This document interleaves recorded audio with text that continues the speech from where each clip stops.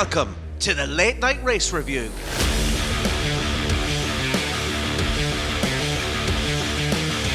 On this week's episode, we try to extract some excitement out of the Mexico City Grand Prix. We dip our toes into the Verstappen-Kravitz feud. We take a brief look at the FIA penalty for Red Bull, and Isidro tries to hoodwink us with a bullshit call in the predictions game. Don't forget to support the cast by hitting that like, follow and subscribe button.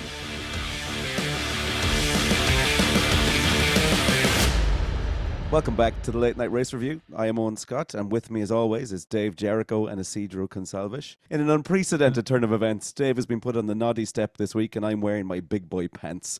So before we get into it, lads, how was your weekend? All good? Oh, yeah, can't complain, apart from falling asleep during that.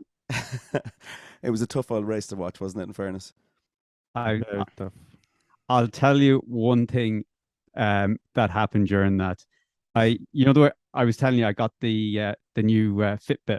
Oh, yeah. That I haven't really been able to use because I've busted my back. But anyway, I was so relaxed during that race that my Fitbit, my heart rate went below my resting rate. And the Fitbit actually thought I was sleeping and started logging sleeping hours. Oh, man. So that's what me and my Fitbit thought of that race. Yeah, I got most of my income tax returns done, so that's good. That's all. Sure. So will we do some accounting tips this week then? Cooking tips, I think, was on the agenda. Oh, that is on the agenda. But we might have time as well to get accounting in as well. You never know. All right, let's jump straight into it. I think a good place to start is obviously with Max and his dominant performance over the whole weekend. Dave, what do you think of Max this weekend? Yeah, he had a great race. I'll be honest, I did think the Mercedes were going to put up a bit more of a fight, but he controlled the race really well. He had those tires. He was able to manage those tires. He was able to manage those tires a lot better than Perez was as well. Like Perez did start dropping off and wasn't able to gain on Hamilton, but like Max was still, stretching the lead further ahead from Hamilton. Now, I often wondered though during that race whether Hamilton, there was a bit of a psychological thing because he just constantly were on the wrong tire. And Russell was started catching Perez. Perez wasn't catching Hamilton. Hamilton wasn't making any inroads into Verstappen. So I don't know whether there was something there, but otherwise, yeah, Verstappen had a great race. Utterly dominant. And can I note as well, it's been a while since we've heard Hamilton talking about his tires. It's refreshing to hear him back on the radio again, giving out about tires. Isidro, what do you think of Max and Red Bull this weekend? It was just a demonstration why Max is the winner of 2022. It was just another good race for him, just basically controlling the race. There was nothing really that would worry him about. And Red Bull also didn't mess up in the pits like last week. So I think it was just a normal weekend for Max and Red Bull. Did they have sorry to cut across you there. Didn't they have a slow stop with Perez, was it? They did, yeah. Yeah, there was an issue with the rear left or something like that wasn't going on. That's right. But not the only team to have an issue with getting the tires on. I think Ferrari had an issue with Sainz as well. Clown College was back in play. The wrong angle for the tire or something, the back left for Sainz. So that's right. Yeah, not the only team having a mess up in the pits. And the Clown College was well in play today. That car, both cars were nowhere to be seen this weekend. Yeah. They were literally Fiat Puntos. Yeah. All right, let's stay with Red Bull. We'll have a quick little talk about the budget cap and the breach of budget cap. Dave, do you want to take us through this? Because this came out just before the week of the race. Oh, yeah. This is all right, how do I truncate this so I don't end up on a 30-minute rant? So obviously we all know what happened. They went over the budget cap by the 1.8, and we've been waiting what feels like months for an announcement from the FIA over what their penalty was going to be. So in the end, it turned out their penalty was going to be a $7 million fine, and also that there's going to be a 10% reduction in the car development and for usage of the wind tunnel. So I have a couple of issues with this, and stop me if I start rambling too much. But first issue I have is that they so the first issue I have is I think the agreement that is reached. So basically the ABA is basically when Red Bull admit basically that they've exceeded the budget cap and they accept the penalty that the FIA are given. So that's basically just saying, like, it's like someone in court pleading guilty to, to a crime. But I think in this instance, that makes no difference. Like, so they shouldn't be getting a lesser penalty just because they admitted that they breached the budget cap. So I think that ABA kind of lesser penalty, which I'm pretty sure that's what's happened, a lesser penalty because they agreed that they exceeded the budget cap. I don't think that's great. And the other issue is then the 7 million, sorry, not 7 million, the reduction in the wind tunnel usage. And I think it was the lads from McLaren basically saying that what could just end up happening here is that they redirect that time or that money that they would have spent from the budget cap on the wind tunnel into other development areas. So they may end up with sort of gains in other areas that they wouldn't maybe get in aero because they're not using the wind tunnel for that 10%. And then also, is that 7 million coming out of their budget cap for next year? If it is, then that's a huge penalty, because I think next year is 135 million. So if that brings them down to 128 million, including the 10% reduction, then that's maybe something half decent. Overall, though, I don't know. I think the FIA bottled it as we thought they would. So yeah. Sorry for the rant, everyone. Isidro, do you think that it'll have much of an effect on Red Bull next year? Maybe a little bit. They were saying they might use the money to apply on the other areas rather than the aerodynamics of the car. But overall, it is not as bad as we thought it would be. But we need to see how Red Bull is going to circumvent this penalty in terms of money and in terms of time in the wind tunnel. Yeah. Dave, just another little thing on Red Bull, in particular Max this weekend. Ted Kravitz and Max having a little bit of a feud over something that Ted had said in one of Sky's productions, either post practice, was it? Yeah, it was after post qualifying. Yeah, do you want to bring us through what happened here in detail, just what went on? This is well, to be fair, I'll be honest, I didn't think there was much to this. I think it's ridiculous. Like, Ted Kravitz obviously was talking about the plot of Brad Pitt's new movie, the F1 movie, and he was sort of saying about whether Lewis Hamilton's story was the sort of star of the movie, whether 7-time world champion, he then gets doesn't win his 8th world champion, basically saying then that he got robbed of his 8th world championship, and then signs a new contract, comes back next season and wins his 8th world championship. So he was kind of laying in thick a little bit on the whole, he was robbed of that 8th world championship, and then as a result, whatever way, Max Verstappen got wind of that and decided to have a boycott then of Sky F1 for whether he does that for this weekend or the remainder of the season. That's up for grabs. And let's put a little asterisk beside this. We haven't seen the post-race interviews, so we don't know whether he has done an interview with Sky F1 in the bullpen afterwards. So so if he has, then look, fair enough. But from what we know so far anyway, there's supposed to be a boycott.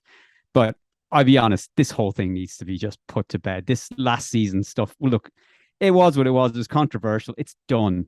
The only comeback they had was the FIA penalty. Possibly there was like a slither of a chance that they may have done something that might have altered it. Nobody really thought that was happening, but there was a slither of a chance. That chance is gone. It's done. Everybody move on. Especially social media. Yeah. And then, so speaking of Hamilton in particular, Alonso coming out this week and saying that Max's titles are possibly worth more than Hamilton's because Hamilton only had to compete with one teammate. Isidro, what do you think of those comments this week from Alonso? They are cheeky comments from Alonso, but in a point, I have to agree with them. If we see the last time that Lewis won the title, it was basically him alone all the time for all the season, while Max, we only almost half the season, that's when he started to get in the way further and further. But Lewis on 2020, it was just Lewis all the time. There was nothing there. So I think that's what kind of Alonso was hitting, that Max has been fighting more than just with his teammate. He must going through the Ferraris. Good luck at the beginning, and then maybe Mercedes for 1 or 2 races. But I think that was Alonso trying to hitting, but doesn't take the merit of the 7 titles that Lewis got so far. Yeah. Dave, what do you think? Yeah, I thought it was a bit odd. Randomly, Alonso just decided to throw out that comment. Like, I was like, "What? You just decided to?" It was like you just walking down the street and you just see some drunken guys fighting on the street and just kind of go, "I'm going to get involved in that." You're like, "Why?" It has nothing to do with you. Yeah. It was a bit random. But in terms of whether Lewis's world titles are worth more or less, that's a tough one because I get what Isidro's saying. Like, it's in terms of who you're competing at. I mean, at the end of the day, it's not Hamilton's fault that he had a better car than everybody else. Like, and don't forget as well, in his first world championship title when he was driving for McLaren, like that, like, yes, it was a superior car, but it wasn't plain sailing for him. Like, he had to work for that. And even when it was Dominic, okay, I know Alonso saying that he only had his teammate to fight with, but Nico Rosberg was a tough competitor. I think when it became Valtteri Bottas, it was more number 1, number 2 driver. But when it was Nico Rosberg, like, they put it up against each other. I mean, they were wiping each other out in races. They were really racing hard. So yeah, I don't know. I think he deserves those titles, and Max. Yeah, I don't think I can comment say one's better than the other, because I think that is, you can only race what you have to hand, and that's exactly what Hamilton's done. Yeah. Let's try and bring it back and remember that we actually had a race to watch today. I was enjoying drifting off. It's easy to fall away from it because it was just so boring. My Fitbit's not going to know what's hit it now. Your heart rate's through the roof. Oh, no, it's gone down. But Mercedes, let's bring it back to Mercedes in the race. As a team, Dave, talk to me about how Mercedes got on today. What do you think of their strategy overall? Oh, okay. Well, before the strategy, before we got into the strategy, like, I thought they had a great weekend. They looked great in the free practice. They looked great in quali. So I thought today, I was thinking they were getting closer and closer to their first win of the season. And I thought, just like last week, like, I thought this was it, though. I thought this Hamilton has it. And even with the start, I thought, like, obviously George Russell got the poorest of the starts from the 2 Mercedes drivers, but even at the start, Hamilton still retained. He was still within, like, I think he kept within like 1.3, 1.4 seconds. And when I saw that Verstappen wasn't sort of stretching the lead, and you were like, by lap 10, you were seeing like a 5, 6, 7 second gap, I thought, okay, this is still on the cards. Then they went to the hards, and I get what they were trying to do. They were playing the long game. They were hoping for the mediums to drop off. But it sounded like, and look, maybe you guys heard something while I was sleeping for 25 laps.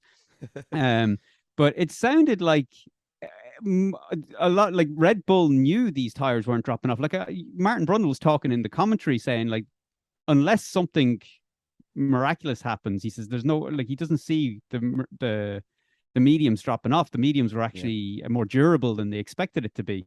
Yeah. So now other teams obviously went for hards as well. So I don't know. There seemed to have been a split there of some teams seemed to know that the mediums were the right tire to be on, and others not so much. So today, it was the wrong call. The hard, it was worth a gamble maybe, but again, they did look like they had the pace. So maybe stretch the stint and go for the softs at the end. I don't know, but yeah, clearly the hard wasn't the way to go this weekend, unfortunately, and they cost themselves a first win. It's exciting, though, to see Mercedes back among the hunt there, and the top 6 teams. Like, this is what we were looking for from the start of the season, was this a Red Bull, Ferrari, Mercedes championship where we had 6 cars that were all competing with each other. It's good to see that they're there or thereabouts, and if they can kind of get the strategy down, or on another day, it could have been a Mercedes in the taking the win today. Yeah, it could have been, and it was, like I said, it all came down to the strategy. I think they seemed to have the performance, so it just, unfortunately, just came down to that tire, that kind of aggressive strategy of going with the hard tire. Just unfortunately didn't pay off for them. But it's great to see. It's great to see that they're doing well. But unfortunately, I mean, with 2 races left of the season, they're still without a win. And from what I can understand from, or what I can glean from the little bits of information that are coming out in conversations and interviews with the Mercedes team, it looks and sounds like next season's car is going to be a different philosophy altogether, and won't be sort of going down the direction that they've gone at the moment. Right. So, could be all for nothing this year. Yeah. Yeah. Isidro, talk to me a little bit about George Russell today. How do you think he got on? I think he was just another part of the bad luck with Mercedes. He wanted new tires. He rant about that a lot during the team radio. And probably they should have just, since the Hamilton was the most important driver that they wanted to stay close to Max, they should just try Russell and say, okay, you want to come in for, let's say, soft tires, then go ahead and just let him race. But overall, I'm surprised that Russell didn't just swerve to the right at the first turn just to take Perez out of the race. Russell Pedo. And bring some excitement. But overall, it was just another normal race for Russell. Just quiet, and then just before last lap, go in for soft tires and get that extra point on the fastest lap.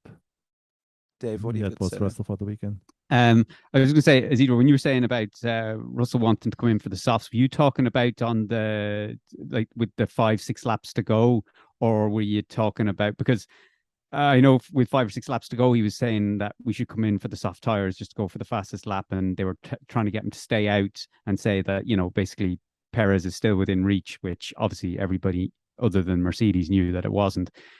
But I was just wondering, because the other time he wanted to go with an alternative strategy for softs at the end was earlier on in the race, when he was leading, where everyone else is coming for their pit stops, and he was leading the race, and he wanted to extend the stint on the mediums, and he asked, what about going for the softs at the end?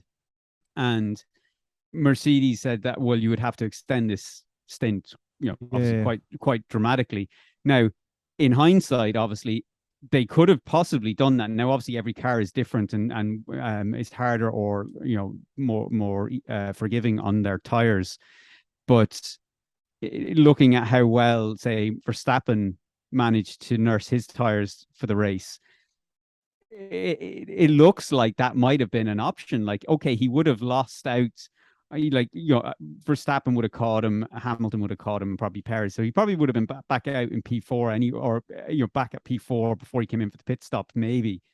But like, we saw how aggressive Daniel Ricciardo could be at the end of the race on the soft tires. So I'm just wondering, should it, at that point, when, like, look, everybody else could see, even like Martin Brundle on the commentary was saying, like, he's not, they're not catching, like, this it's not going to work, like. So I'm just wondering, was it best maybe just to go, they had Hamilton out on the softs or on the hards already, maybe it was best splitting the strategies and saying, you know what, let's see what happens, leave Russell out on a longer stint, and basically do the reverse of what Red Bull did. Red Bull started obviously on the softs, went for a long stint on the mediums. They could have just flipped that and left Russell out long. I know, look, it's all ifs, whats, buts, and maybes, but yeah, what do you think? Like, do you think that they should have done that maybe at the start? They had nothing to lose. I mean, we are two 2 races away from the end of the season. So they have Russell is not was he was already a guinea pig a couple races ago for tires, so wouldn't hurt to test the soft and let him race. But just exactly Probably could put pressure on Paris, for instance. Well, that's it, and just at least you have, you know, you've 2 dogs in the fight, as it were, like on 2 different strategies. That if one doesn't pay off, then at least you've got another one to fall back on. But in this case, they just dropped. They went straight for both cars, both on the hard compound tires. They didn't leave themselves any room for an alternative or a backup of getting a driver a possible victory. Either maybe that they just thought that much of Russell and just knew he wasn't getting the win no matter what tire he was on. So I don't know. Now you both say that there's no pressure really on Mercedes there, but if you look at the points, Mercedes are on 416, Ferrari on 469, and we do have 2 races left to go. Is there possibly something there that Mercedes are looking to try and take that second spot? They see that as a goal for the season. I'd say so, but I mean, still they had that opportunity to still look. I think they could see that the Ferrari I think whether it was the altitude, I'd say there's probably it was an issue with the cooling of the Ferraris, and they were possibly down on power, where they turned the engines down for reliability because they weren't going to be able to get as much air in to cool the car because of the altitude the race is run at. That may be a reason, excuse me, maybe a reason why we saw the Ferraris with such poor performance. So in that scenario, Mercedes should have seen that and realized, okay, here's the lap times that Ferrari are putting in. They're nowhere. They are absolutely of no concern to us now in this race. So they were always going to outscore Ferrari, short of doing an absolute disaster of a pit stop, but they were always going to finish ahead of Ferrari.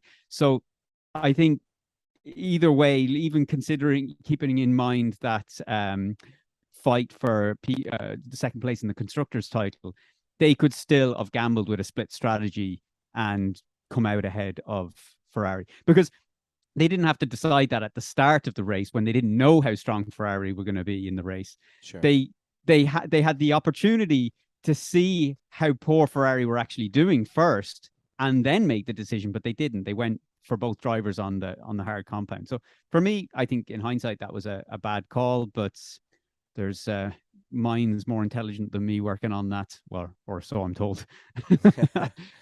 And you mentioned Ferrari there, Isidro. Do you think that was pretty much all that was at play today, the altitude affecting the Ferrari, or was there anything else going on with the pace of Ferrari today? What was going on there? I didn't see any Ferraris today, so I don't know what you're talking about. Nice. And only when the crowds were cheering to see the Ferraris passing by, that's when we noticed the Ferrari were in play. As you said, I don't know if it was the altitude or it was, but they were barely seen on track today. So let's see if it was just a matter of the altitude of the track, and we'll see if they can get back to the action in Brazil. Yeah, because today was a day to forget. They got a few points. They got away from they try to get away from Mercedes, but no, this weekend was not their weekend at all. Yeah, the TV director didn't seem to think that Ferrari was very interested in this weekend either, because as you said, other than the turn 1, I don't think I saw any Ferraris the whole way through the race. They were just in the middle by themselves there. That's it. They were in no man's land for the whole race, and it was just, like I said, sorry. I think the only explanation is just because of the altitude, and the ability, or maybe possibly the difficulty in cooling down the engine efficiently. That's the only thing I could think of. I heard it mentioned as well during the race. So I would claim that that's kind of what was going on here, because there should be no other reason that there's such a performance drop from all the other races where Ferrari have been relatively competitive, obviously, give or take. And then all of a sudden, we get to Mexico and they are absolutely nowhere to. I mean, I think they finished. I don't have the time. Actually, hang on a second. Let me just quickly bring it up here. So, yeah, I mean, Carlos Sainz finished 58 seconds behind Verstappen, and Charles Leclerc 68 seconds behind. So that hasn't happened because all of a sudden, the car isn't competitive from the difference between USA and Mexico. So the only different variable that's there is the location and the altitude and the ability to cool down. Because if it was just one car, you might say that there's an issue, but the fact that it's both cars says to me that Ferrari know there's an issue with the reliability of the engine, and had a fear that both engines could end up not finishing the race if they went full bore for the whole whatever it was, 71 laps. Yeah. And not much else really happened in the race today. They were trying to pick stuff out. I'm looking at my notes as we're coming up to the cast today, and not a lot was happening. But there was a few penalties given out throughout the day. We had the Gasly 5-second penalty for locking up and pretty much driving through Lance Stroll. And we also had Danny Ricciardo got a 10-second penalty. Talk to me a little bit about Danny Ricciardo today, Dave. Daniel Ricciardo needs to get a penalty in every race. Yeah, so he didn't really sort of set the race on fire at any stage until he had the collision with Tsunoda, wasn't it? Yeah. On turn, I want to say turn 6, but I could be wrong on the turn. And again, even after the collision with Tsunoda, I don't think there was too much really. I mean, he was having an okay drive, and then I don't know, everyone kind of forgot about him. He got the 10-second, the stewards announced it was a 10-second penalty, and then all of a sudden, Ricciardo just started eating through the field, and then it was just like, what the hell? So I think he needs to be getting a penalty in every race. He should start it like golfing or something. He should start with a handicap of +10 on his opening lap, and that's. I think we've solved Daniel Ricciardo for 2024. Yeah. We are getting you a world title. You start with +10-second penalty every race, and So I think it was probably the best thing for him that he got that 10-second penalty. It just makes you sad to see that that potential has always been there, but just something has been lacking in Danny Ricciardo this season, and who knows who could figure it out. It's just a conundrum. Dave? And and the other thing lacking, do you notice though, even though he was driving the socks off that car, did you not notice though as well, one of the main traits that Daniel Ricciardo had, and even the commentators were saying it today, the last of the late breakers, like he doesn't do that anymore. He's not like, okay, I know he got the penalty because he did a bit of a lunge on Tsunoda, but he doesn't. He's just not late on the brakes. Maybe he just doesn't have the confidence in that McLaren. So that's possibly why he doesn't feel that he has that ability to slam on the brakes late. But that was one of the traits that he had. That was one of his big selling points, even from Red Bull to even in when he was at Renault. And just that McLaren, though, especially this season more so, this car or whatever's happening, he's lost that. He's not doing that as much as he used to. It's a pity. It is. And a bit of a random shot out of the dark here, but Isidro, do you think maybe Haas could be looking at Schumacher at the moment, and with a few races to go, maybe a Ricciardo puts in a few performances and maybe convinces someone that he deserves a seat next year? No, I think it's already too little, too late for Ricciardo. Right. The only seat that you'll get is probably Sky F1 commentator. Yeah. And maybe we'll see if he gets the Mercedes seat as a reserve driver. But I'm not seeing him going to Haas. Dave? But didn't Gunther Steiner say that he was sort of open to Daniel Ricciardo coming to Haas? But he said something cryptic like Gunther Steiner saying like he's waiting on the phone call. Like he's waiting, or he said something like Daniel Ricciardo knows our number or something like that. And so it almost sounded like Daniel Ricciardo didn't want Haas, not the other way around. Things might have changed since that time. But that's true. And now he's going, if he's like, I know there's the rumor that he's going to be a reserve driver at Mercedes, or is that confirmed? Sorry, was it confirmed that he's going to be the reserve driver at Mercedes next year? I don't think that's been confirmed yet. Yeah, so there's a rumor that he's going to be a reserve driver at Mercedes. What's that getting you? I mean, the likelihood that you're going to get a drive is not happening. I mean, you probably won't even get a free practice run out because that'll go to a rookie. you're not going to get a drive in 2024. I mean, what they're going to get rid of George Russell or Lewis Hamilton, who I think Lewis Hamilton's looking to sign a new deal with Mercedes. So he's not getting a drive there. If Haas do a deal, like they're going to be keeping, but like I'll be honest, I think they're going to keep Mick Schumacher. I could be wrong, but I just have a feeling they're going to keep Mick Schumacher. Like, where's he going to go? Like, I mean, there's 2024. I think he's done. Like, I think he should. If Haas was available and it was literally a case of Haas were waiting on him to contact them, he should have been on hands and knees begging down that phone for that seat, because I don't see he would have found it easier to get a different drive staying in Formula One in a lower team than he will sitting in the reserve driver seat at Mercedes or wherever to try and get back in 2024. Yeah, agreed. When you've got drivers like Colton Herta trying to get in to get a drive, why the hell are they going to, sort of go, oh, we're not going to go for a fresh up and comer. That's where they're looking. We're going to go for 34-year-old at the time, or he'll be 35 or whatever age he'll be at the time. Daniel Ricciardo, who's hasn't even got a drive out because he's been a reserve driver. So yeah. All possibly just a little too late for Danny Ricciardo then, possibly. Mm. Right, let's round this thing up. We had a race that was absolutely begging for a safety car. We needed something. We were looking for a Latifi, a hand of God, to come and save us. Hand of the goat. Hand of the goat, yeah. And we got a virtual safety car in Alonso. Isidro, what happened with Alonso there? Alonso was unlucky. That engine definitely couldn't handle the altitude probably. That's a shame. We could see on the screen that Alonso was really upset of what happened, but nothing he could do. Just go back to the pit and that's it. Yeah. Just another. Let's see if Brazil brings more luck to Alonso. He has two more races before he moves to green pastures, let's say. Pastures. Jesus. Yeah. At Aston Martin. Aston Martin is green, isn't it? It is green, yeah, but nice. yeah. Dave, anything else you want to add? No, other than just praying that it was going to be a full safety car. There's nothing really to add to that.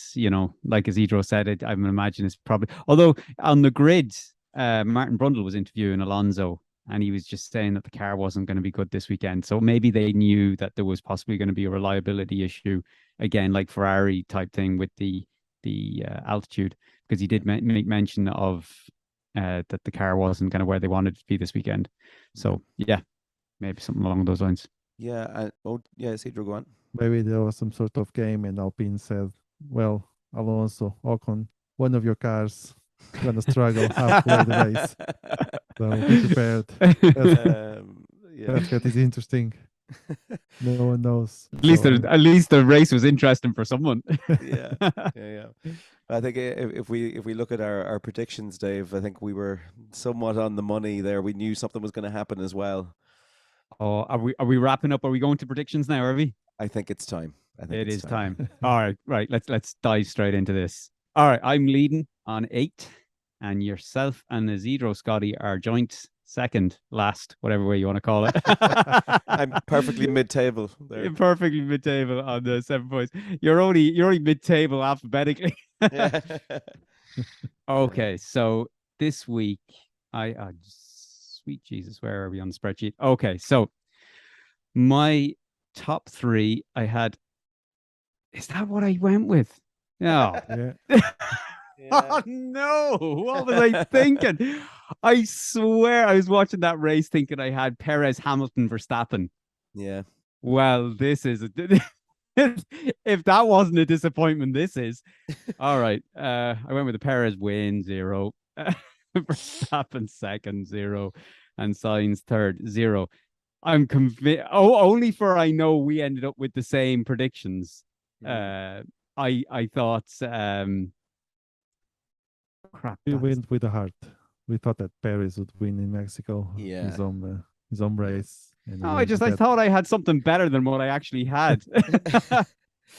Right. Mine were the same, exact same as yours. 3 0s. Perez, Verstappen, Sainz didn't happen. Goose eggs all around. Yeah. And I had Perez, Verstappen, and Leclerc. goose eggs So- all around. All right, this is where it gets a little interesting. Yeah. So now we're going to be rolling the dice. So, excuse me. So I had as my flop Alonso DNF. That's a nice little point there for me. Yeah. Scotty. Insider at Alpine. Me too. I got the same tip as you did from that lad. Alonso. Yeah. I got the call. Alonso DNF as well. 1 point. Woo. And Isidro. I had Norris, DNF. So 0. 0. He Alrighty. might as well have been. Where did Alonso, or not Alonso, where did Norris finish in the end? Was he P10? No, P9. Oh, P9. Okay. Because P10 was taken by my old buddy Valtteri Bottas God to damn it. give me. I had Bottas to finish inside the top 10, and that he did. So that is 1 point for me. Just, And Scotty, wow. yeah. Yeah, look, I took a punt, and I'm not sure why I went top 6 on it. I just thought that because I wasn't there last week, if I just said top 10 Gasly, there'd be all this whinging and moaning about, oh, I don't know if we can give him that. So I decided to cut it down to top 6 and take a real punt. And Yeah, it didn't. that didn't pay off. No, nowhere near. So goose egg. Top 10 though. Who? Gasly was P11, so Yeah, it was coming Yeah. close. He almost got there. Yeah. But you didn't. Yeah. No dice. Isidro, what did you have for your? I went with Albon top 10. And I thought you had it there for a while. Yeah, so was I. He did a solid race, but not enough to. And then it just ended up. So, You know what this means. oh yeah, it means I have to do the happy scroll all the way back to the top of the Excel sheet, so I can update that little number from 8 to 9, and that means that I am leading the table now on 9 points, with yourself and Isidro tailing up with 7 points. And there's only 2 races left, so it can only end in a tie. So someone has to get maximum points here for the last 2 races. Yeah, bring exactly, the A game, gentlemen. Bring the A game. Yeah, there'll be no splitting opinions. We have to go rogue on everything. Oh yeah, strategies have to be kept close to the chest. Yeah. Right. In saying that, Dave, we're going to look at Brazil. I All right. guess. Okay. All right. So I have gone with. I think we're going to get back to a bit more normality. So I'm going to go with Verstappen, P1, and I don't know what I was saying for normality. He got P1 today. Just because I didn't guess it doesn't mean it's not normal. All right. Anyway, Verstappen to win in Brazil because he loves that track, I think, and especially if it's raining. Perez, I'm going with P2 because I think he's got a bit of an incentive there to get to lock down P2 in the drivers' title race or drivers' table. And I'm going to go with Sainz because I think Leclerc's checked out a bit. I think he's done, isn't he? Yeah, I think he realizes he's nothing to gain from this. I think he doesn't give a shit about second in the championship, and I think Sainz is probably just still has a little bit of something to prove after a bit of a kind of chopping and changing season. Yeah, he always seems that he has something to prove. Sainz, he's always battling to get a result, isn't he? Just needs your love. My top 3 for Brazil, thankfully, is different to yours. Number 1, I have Max Verstappen, which is pretty obvious. Because I don't want to lose points. Yeah. My number 2 is going to be Lewis Hamilton. Because he fucking loves Brazil, and Brazil loves Lewis. So I'm going to say number 2 Hamilton. All right, and then I'm going to go number 3 Perez. Well, that's exactly what I thought I had this week, but yeah, that's that's a good. If I could change mine, I'd go for yours. Not a bad one, is it? I saw a little smile on Isidro's face there as I was saying my. Oh no! What's happening now? Keep in mind, if you say the exact same ones as me, that will leave us tied. Oh, actually, if we're tied, we get a point each. Is that right? You get a point each. Yeah. So right, you'll both be up. Okay. Yeah. So it'll be. All right. Okay. Go on then. Well, Had the big time. wobbly head in you. So happy. All right, go on, Isidro. What do you got? So first, Lewis Hamilton. Oh! Wow, First. Isidro, I fucking think hell. Mercedes learned their lesson. They know the Yes. tires now. Jesus, Yosemite Shit. Sam there just firing his pistols in the air. Whoa. Second, Max Verstappen. Nice. Okay. Bloody hell, okay, And yeah. third, George Russell. You don't hear that term very often. Second Max Verstappen. Yeah, I think Mercedes learned their lesson. Their car is fast now. They just need the right tires. And I think Lewis won last year, if I'm not mistaken. Oh That's my right, God. yeah. That was the Now- epic Yeah. last Yeah. to first. Scotty, you said you don't hear that often Max Verstappen P2. Literally all three of us had Verstappen in P2 last week Oh, did we? for today. Yeah. Oh. That's because we Oh, that was because it was Mexico. Yeah. yeah. Yeah.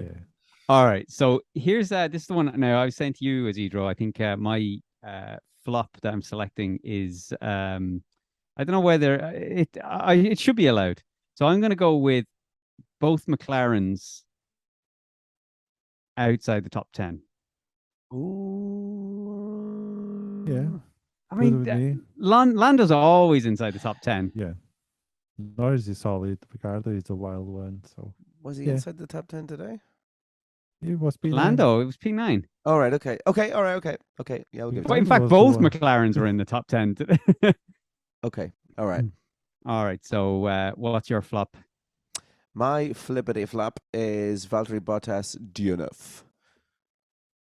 He was top 10 today. And I'm saying in particular engine failure DNF. I have to Oh, say, he's been.